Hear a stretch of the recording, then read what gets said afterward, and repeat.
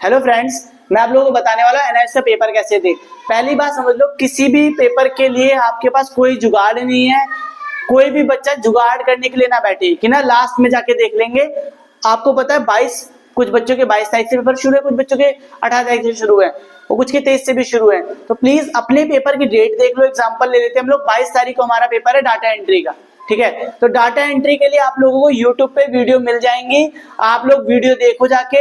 मुझे पता है डाटा एंट्री में आपको कुछ नहीं पता, ठीक है, लेकिन फिर भी पास होना बहुत आसान है क्योंकि डाटा एंट्री प्रैक्टिकल वाला सब्जेक्ट है। जिस बच्चे ने प्रैक्टिकल दिए हुए, असाइनमेंट दिए हुए, वो भी रिलैक्स रहे। बी रिलैक्स मतलब ये नहीं कि कुछ भी ना पढ़े। आप लोग क्या करो, लास्ट ईयर के क्वेश्चन पेपर देखो पहले। आप भी बता रहा हूं, अभी मेरे को पॉज करो, पहले जाके लास्ट ईयर के क्वेश्चन पेपर डाउनलोड करो। क्वेश्चन पेपर डाउनलोड करने के बाद ये देखो उसमें कॉमन क्वेश्चंस क्या है। कॉमन क्वेश्चन समझते हो कि हर साल कौन सा क्वेश्चन आ रहा है। और मैं बता दूं, जिन बच्चों की इंग्लिश कमजोर है वो पेपर हिंदी में करें। हिंदी में करने के लिए आपको दिमाग नहीं लगाना, वहां लिखना हिंदी मीडियम, बस हिंदी लिख दोगे शुरू हो गया। पेपर में आता है ना शीट में मीडियम, वहां लिख देना हिंदी। और आपने क्वेश्चन पढ़ लिए, जैसे एग्जांपल के लिए डाटा एंट्री का पेपर है, आगे एक्सेल की शीट कैसे बनाई जाती है या एक्सेल में कोई डाटा कैसे डाला जाता है, एग्जांपल ले रहा हूं मैं। तो आप क्या करोगे, वो क्वेश्चन तो आपको आता नहीं है, बट क्या आपने कभी एक्सेल नहीं देखा क्या, या कभी आपने कंप्यूटर नहीं देखा? जिन बच्चों ने अभी तक नहीं देखा कोई बात नहीं, आप 10 से 15 मिनट 1 घंटे की मेरी वीडियोस अवेलेबल है कंप्यूटर की, देख सकते हो। और उसके बाद भी मैंने आपको फिर बताया, सारे इंपॉर्टेंट क्वेश्चंस 15-20 क्वेश्चन इंपॉर्टेंट के आंसर लिख लो और शीट खाली ना छोड़े। फिर बता दूं, पेपर आता हो या ना आता हो, आप पढ़ के जाओ ना जाओ वो आपकी गलती है, ठीक है, लेकिन कोई बच्चा शीट खाली नहीं छोड़ेगा। अब शीट भरने की बात आती है, शीट भरेंगे कैसे? जैसे एग्जांपल देता हूं, क्वेश्चन लिखा है वर्ड प्रोसेसिंग क्या है। मुझे नहीं पता वर्ड प्रोसेसिंग क्या है, बट आप वर्ड प्रोसेसिंग को डिस्क्राइब कर सकते हो अपने तरीके से, है ना। आंसर याद नहीं है मुझे, कोई बात नहीं। वर्ड प्रोसेसिंग मैंने देखा हुआ है कंप्यूटर में, वर्ड प्रोसेस W करके बन के आता है, उसमें हम लोग लिखते हैं ना, तो आप उसे लिख सकते हो कि MS वर्ड में क्या करते हैं हम लोग, या वर्ड प्रोसेसिंग में हम लोग वर्ड्स टाइप करते हैं, उसे क्या करते हैं, हाईलाइट कर सकते हैं, कलर कर सकते हैं, पेज बना सकते हैं, इमेज बना सकते हैं, रिज्यूम क्रिएट कर सकते हैं। इट मींस आपका जो दिमाग सोया हुआ है उसे जगा के आपको आंसर बनाने पड़ेंगे वहां पे। और कोई भी बच्चा 8 शीट से लेकर 10 शीट 12 शीट से कम ना भरे।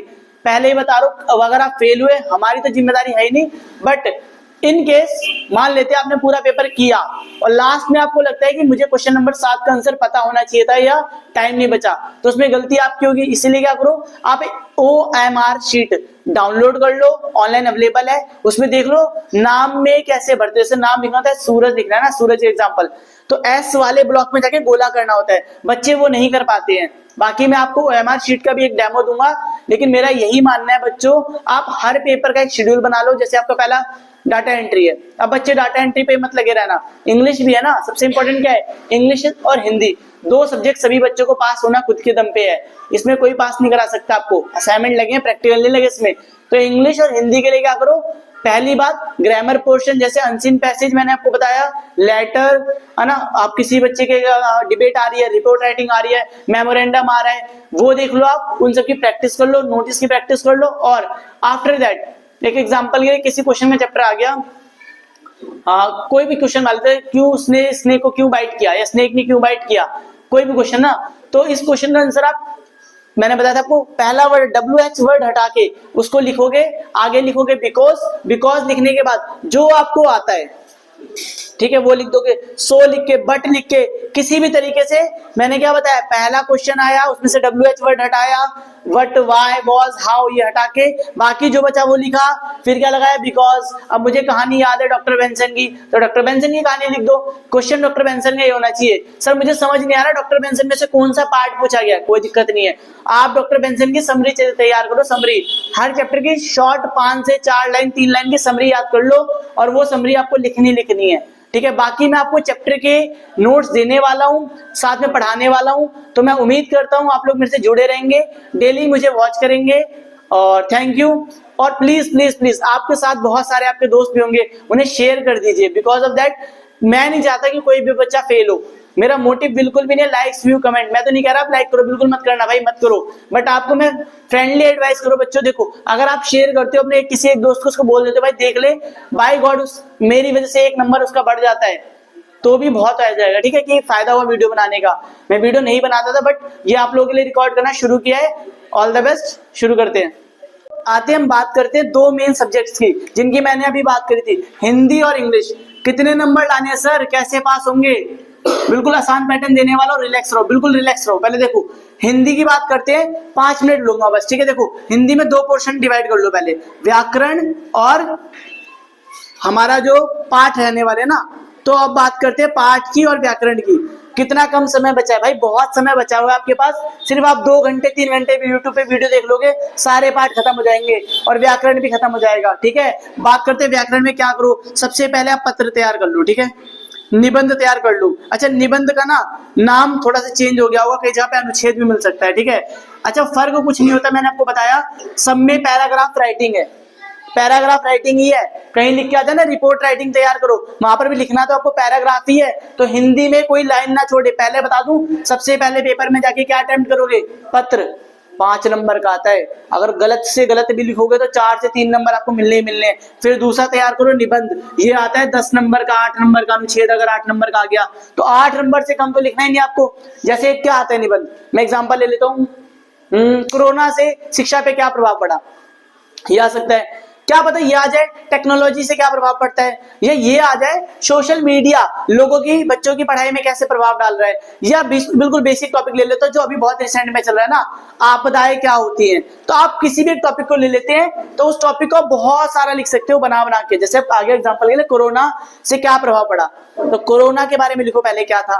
भाई मुझे याद नहीं है, याद करने की जरूरत भी नहीं है भाई, अपने बना बना के लिखो ना। कोरोना में क्या हुआ था, घर घर लॉकडाउन लग गया था, सारे बच्चे घर में रहने लगे थे, फिर सबने शिक्षा ऑनलाइन शुरू कर दी, ऑनलाइन पढ़ाई शुरू करी। पर ऑनलाइन पढ़ाई तो हम करते ही नहीं थे, वीडियो पॉज करके गेम खेलते थे। हाँ, तो यही लिखना है भाई, कुछ झूठ नहीं लिखना, यही लिखो। बच्चों ने क्या किया, इससे पढ़ाई खराब हो गई। सोशल मीडिया का जाए, यही लिखो कि सोशल मीडिया में क्या हो, बच्चे पढ़ते थे पहले बहुत ध्यान से, फिर सोशल मीडिया में डिस्ट्रैक्ट होने लगे, अपना वीडियो देखने लगे, गेम्स खेलने लगे। इससे क्या हो, बच्चों की पढ़ाई पर बुरा प्रभाव पड़ा। लेकिन लिखा हो अच्छा लिखो, तो अच्छा भी लिख देना कि पहले क्या होता था, जिस काम को नोट करने में बहुत समय लगता था वो आसानी से नोट होने लगा। जो बच्चे लेक्चर मिस कर देते हैं, किसी कारणवश नहीं जा पाते, आज की डेट में क्या है, घर घर बैठे बैठे आप लोग मेरा वीडियो देख रहे हो ना, ऐसे घर बैठे बैठे हम लोग क्या करते हैं, लेक्चर अटेंड कर लेते हैं, क्लासेस अटेंड कर लेते हैं। और इसके बाद एक इंपॉर्टेंट पॉइंट बता देता हूं मैं आप लोगों को, याद कर लो।